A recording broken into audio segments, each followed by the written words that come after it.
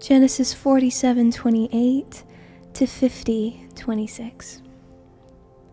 Jacob lived for 17 years after his arrival in Egypt, so he lived 147 years in all. As the time of his death drew near, Jacob called for his son Joseph and said to him, "Please do me this favor. Put your hand under my thigh and swear that you will treat me with unfailing love by honoring this last request. Do not bury me in Egypt. When I die, please take my body out of Egypt and bury me with my ancestors."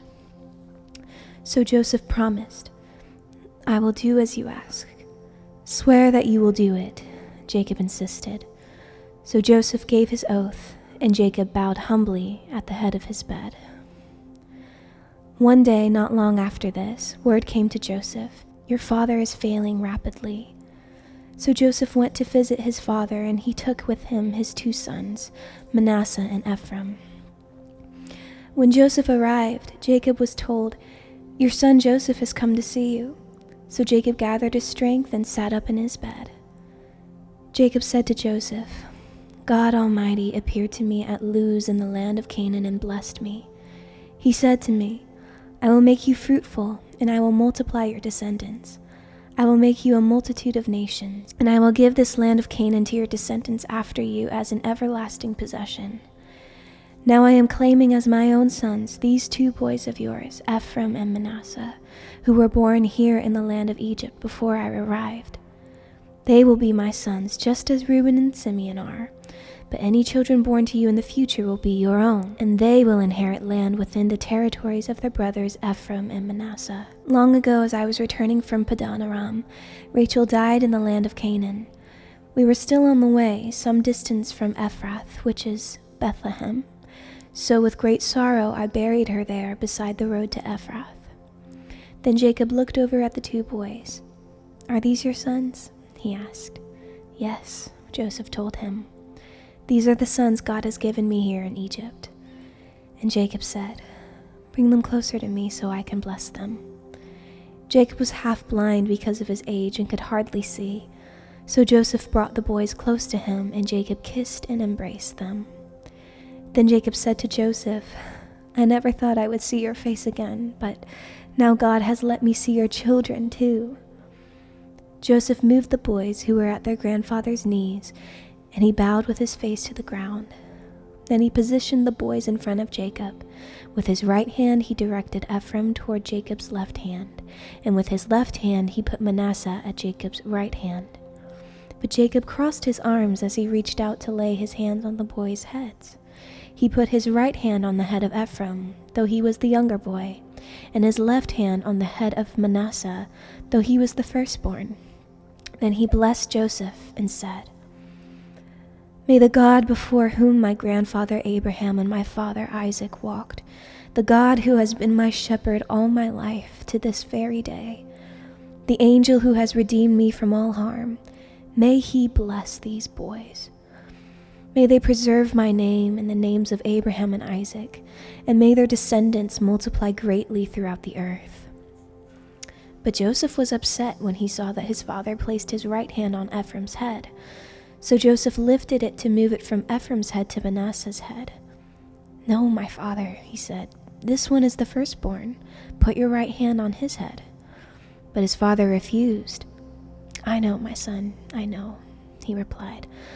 "Manasseh will also become a great people, but his younger brother will become even greater, and his descendants will become a multitude of nations." So Jacob blessed the boys that day with this blessing. "The people of Israel will use your names when they give a blessing. They will say, 'May God make you as prosperous as Ephraim and Manasseh.'" In this way, Jacob put Ephraim ahead of Manasseh.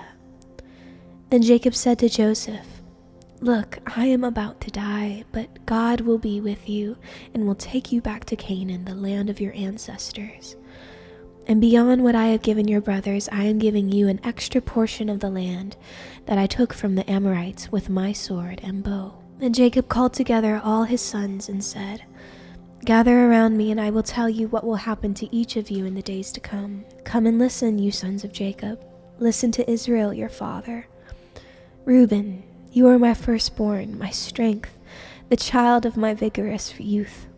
You are first in rank and first in power, but you are as unruly as a flood, and you will be first no longer. For you went to bed with my wife, you defiled my marriage couch. Simeon and Levi are two of a kind. Their weapons are instruments of violence. May I never join in their meetings, may I never be a party to their plans.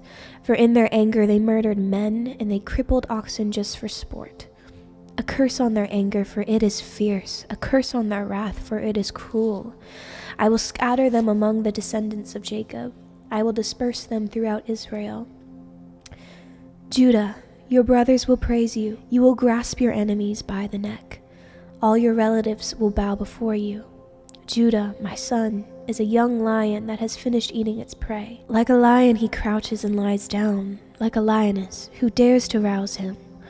The scepter will not depart from Judah, nor the ruler's staff from his descendants, until the coming of the one to whom it belongs, the one whom all nations will honor. He ties his foal to a grapevine, the colt of his donkey to a choice vine. He washes his clothes in wine, his robes in the blood of grapes. His eyes are darker than wine, and his teeth are whiter than milk. Zebulun will settle by the seashore, and will be a harbor for ships. His borders will extend to Sidon. Issachar is a sturdy donkey, resting between two saddle packs. When he sees how good the countryside is and how pleasant the land, he will bend his shoulder to the load and submit himself to hard labor. Dan will govern his people like any other tribe in Israel. Dan will be a snake beside the road, a poisonous viper along the path that bites the horse's hooves, so its rider is thrown off. I trust in you for your salvation, O Lord. Gad will be attacked by marauding bands, but he will attack them when they retreat. Asher will dine on rich foods and produce food fit for kings. Naphtali is a doe set free that bears beautiful fawns.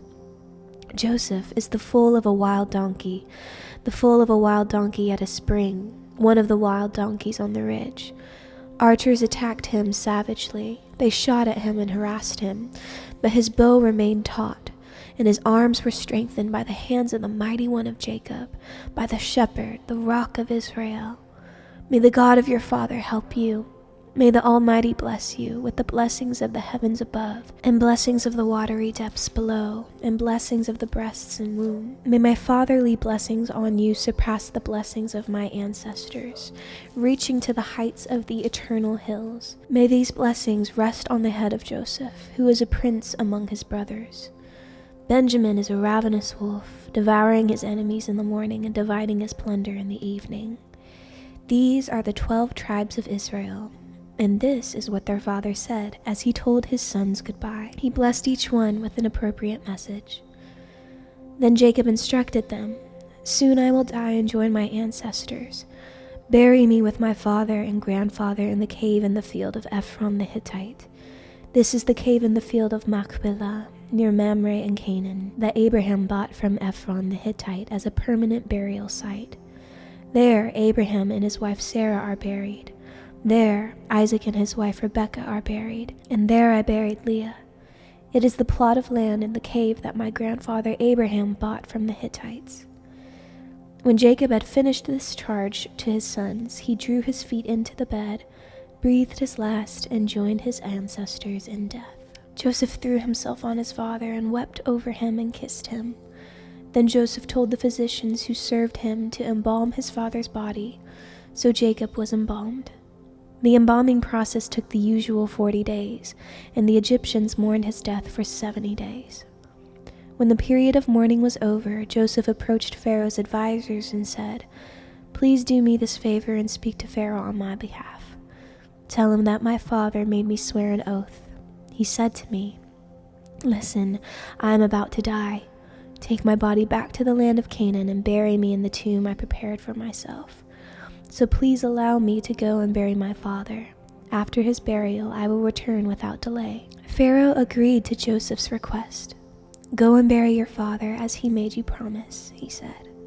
So Joseph went up to bury his father.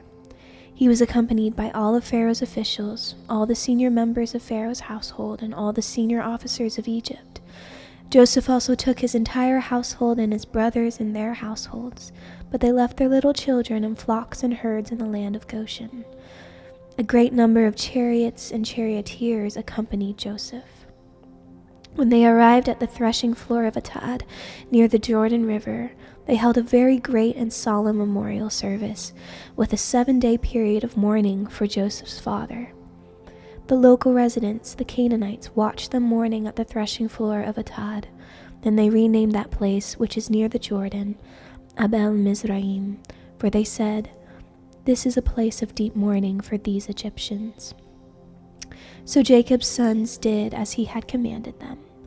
They carried his body to the land of Canaan and buried him in the cave in the field of Machpelah near Mamre. This is the cave that Abraham had bought as a permanent burial site from Ephron the Hittite. After burying Jacob, Joseph returned to Egypt with his brothers and all who had accompanied him to his father's burial. But now that their father was dead, Joseph's brothers became fearful. "Now Joseph will show his anger and pay us back for all the wrong we did to him," they said. So they sent this message to Joseph. "Before your father died, he instructed us to say to you, 'Please forgive your brothers for the great wrong they did to you, for their sin in treating you so cruelly.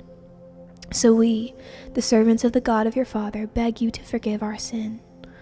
When Joseph received the message, he broke down and wept. Then his brothers came and threw themselves down before Joseph. 'Look, we are your slaves,' they said. But Joseph replied, 'Don't be afraid of me. Am I God that I can punish you? You intended to harm me, but God intended it all for good. He brought me to this position so I could save the lives of many people. No, don't be afraid. I will continue to take care of you and your children.' So he reassured them by speaking kindly to them. So Joseph and his brothers and their families continued to live in Egypt. Joseph lived to the age of 110. He lived to see 3 generations of descendants of his son Ephraim, and he lived to see the birth of the children of Manasseh's son Machir, whom he claimed as his own. 'Soon I will die,' Joseph told his brothers. 'But God will surely come to help you and lead you out of this land of Egypt. He will bring you back to the land he solemnly promised to give to Abraham, to Isaac, and to Jacob.' Then Joseph made the sons of Israel swear an oath, and he said, 'When God comes to help you and lead you back, you must take my bones with you.' So Joseph died at the age of 110. The Egyptians embalmed him, and his body was placed in a coffin in Egypt." And that completes Genesis. Next week, we will begin the story of the Exodus. Very exciting. Thank you for following along for the entire book of Genesis. I hope you're excited for the following books to come. Exodus will be an incredible story.